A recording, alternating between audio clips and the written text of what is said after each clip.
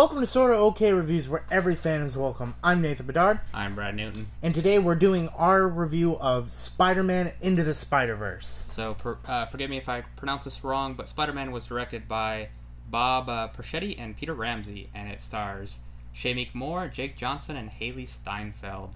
So there's actually a bit more people in this movie than I thought that I actually knew, because I didn't know watching it. I know Nicolas Cage was in it as well as Spider-Man Noir. John Mulaney did Spider-Ham, so lots of good voice actors in this one. But so what's the basic plot summary of this? So the basic plot summary of this is we have Miles Morales. He's in his world, and this is pretty much his origin story of him becoming Spider-Man. And along the way, he meets other Spider-Mans, and he has to team up to stop Kingpin in order to save the world. Yeah, and save multiple universes. Yep. Alright, so this is going to be a spoiler review. We're not going to go through the whole movie, but let's just go through what we thought about this movie first. This movie was fantastic. This movie was a big surprise. I mean, I heard early word of mouth this movie was great and stuff like that. But yeah, wow. I came out of this, I'm like, wow, I never knew we needed this so much. Yeah. And this was like an ambitious project too. Like, this was animated. I could have totally seen this going be a direct to DVD movie. Yep. But props to Sony for sticking out there. And I think that's the thing, because I think some stories you just can't do live action. So if you can take this stuff and make it animated and make it an amazing story. Yeah. But that's the thing about this movie that makes it so. It's not just one thing. It's you have great animation, you have a great cast, you have a great story, and you have great character dynamics and music. It all comes together, and it really makes something special. And one thing I was worried about this is that it was going to be too crowded with all these different Spider people, and they get around that really well. This is for sure Miles' story, but when they introduce, it's a really funny thing too. They just made it into a joke. Whenever they introduce a new Spider character, they go, "Okay, back to the beginning, one more time. This is my origin story." Here's my origin story. Yeah. And I mean, throughout this movie, there's just so many heartfelt moments. There's moments that just hit you so hard, and you see it from maybe two, three different point of views, and it just really connects with you, and it makes you relate to Miles. Yeah, Miles is around that 12 age. He's really becoming an adult. Through that phase. So he's in that really awkward kid phase, but now he's got these powers as well on top of it. So he's like going through this really hard times. We get one of the relationships that I really liked was the relationship between Miles and his uncle, and that plays in this movie really well too. Yeah, Miles and his uncle, and technically Miles and Gwen and the other Spider-Man have the strongest relationship. Yeah, the older Peter Parker. The other ones, they're in there, and their moments are just so perfect. It's they're just kind of sprinkled in throughout the movie. They fit the story so well, and the villain of this is technically Kingpin. Yeah. And the story and the reasoning they gave for him is very just solid. He's good. Pretty much snapped because his family's died, and he wants another family from another universe, basically. So he's created the Super Collider to bring in people from other universes, and that's how we get the other Spider-Mans. And the one great thing about this movie too is there's a lot of Easter eggs. I mean, you're gonna have to watch it. Yeah, I want to watch it again and again, just because I'm sure I'll pick up something new from different Spider-Man movies and stuff in it throughout. And this is not a spoiler, but there is a Stan Lee cameo in it, and it's very heartwarming, and it makes wearing my T-shirt. It struck a chord. So, do you want to go into spoiler territory more, or do you want to? Yeah, let's do a quick spoiler point now. So, if you haven't seen the movie, go see it. What are you doing? You need to go see this movie. This is definitely, I think, a movie that is gonna pave the way for many more animated movies. But Brad, give me some of your favorite spoiler points in the movie. Favorite points in the movies is they handled Peter's death really well. The Spider-Man for that universe was handled very well, and he was the perfect Spider-Man. He had the blonde hair, blue eyes, when he the older Spider-Man, he's like, man, that guy looks a lot better than I do. Yeah, and he had the super bass with the cool Aunt May and stuff. So this was probably the strongest Spider-Man out of all of them. Yeah, and what I was telling him before was the one thing I really liked was when Peter's death came, like you felt for both sides. Like you see that Miles is like, man, like, you know, he feels a little responsible, and also it's like he just got these powers. Now he feels alone again. Like he technically had someone he could have. And Peter, when he first saw him, he was like, "Oh, you're like me. Well, I'm gonna show you the ropes."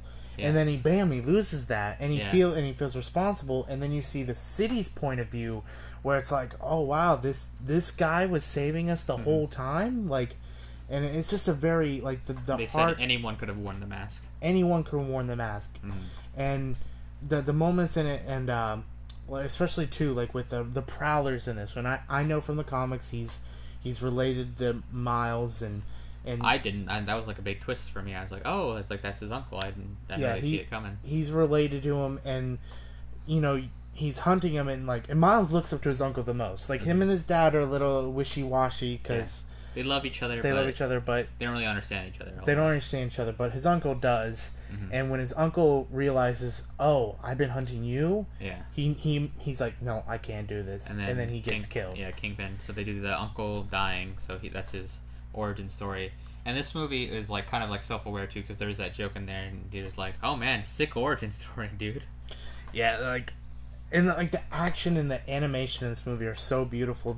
When Miles finally realizes he needs to step up and become this hero, and he puts on like the hoodie, he takes I realized he takes Peter's first suit that he wore because he was a teenager and spray paints it black. You can kind of see it in here, and you can kind of see it. This is from the comics. This isn't from the movie. The movie's a little different because he spray paints it on. Yeah. But when there's a scene when like it's nighttime and he's like jumping off the building, and it's so beautiful. The trailer, but it's so beautiful. Yeah, this movie was just so great. Can you think of any negatives off the top of your head for this movie? I mean, not really a negative. It's just like, you know, I would have loved to seen more of Spider-Ham. I would have loved to seen. I could have done a whole movie of Spider-Ham. I could have done a whole movie of Spider-Gwen. Yeah, but at the same time, like, you have to argue that if they would have focused more on them, it would have been too crowded. Yeah, and it would have been there. It wouldn't have felt more like a Miles story. But maybe more villains. I don't know. Like, I can't really. It's hard for me to come up with like some negative things about this, just because it was kind of blew me away with how good it was. Because I had like mid to low expectations for this movie. I was like, it'll probably be okay. It'll probably be good. But yeah, I was super surprised by it. Because, I mean, the way they, like I said, the way they handle Miles with his family and with the other Spider-Verse people and with his day-to-day life, it just all comes together. It's like, you know, he doesn't know what to do. I guess maybe Kingpin was a bit of a weak villain, but didn't have a whole lot of time to spend on him. Or, like, Goblin, but that's just a little thing. Yeah, no, I mean, really, there's really not, and like you want to see more, and I think we are going to get more. I think Sony already announced they're going to do more like these. They've already announced that they're going to do a whole Spider-Gwen, Spider-Woman movie, which makes me excited because, and like well, we're doing spoilers. There is an end credit scene. Yeah, let's talk about it. And the one Spider person that I thought should be in this, I was like, where is he the whole movie? Was the 2099 Spider-Man Miguel. And then so he pops up. They're like, "Oh yeah, I've been away for a couple hours, and the whole universe has almost collapsed or whatever." But then it even turns into another Spider-Man that wasn't in it, like the Spider-Man from the '60s cartoon, and they even make the joke with the memes. So this movie was great. He's like, "I'm pointing at you, and I'm pointing at you. Who pointed first?" Yeah, they really. I think the only Spider-Man that they don't reference too much is Andrew Garfield Spider-Man. Is Andrew Garfield and Tom Holland Spider-Man. Yeah, just because Tom Holland's going on still right now. Because they do at the beginning of the movie they do we did this, and like they do the Spider-Man 3 where he's like they make fun of that. They talk about like they do that scene when he's doing the trains, and they actually might have referenced Tom Holland a little bit when he's holding the two buses. That kind of maybe represents when he was holding the boat. But they have the Spider-Man PS4 suit when they go down to the. They had a bunch of suits. It reminded like the Batman style, like in the display. Like I thought that was cool. But let's go into our rating of this movie.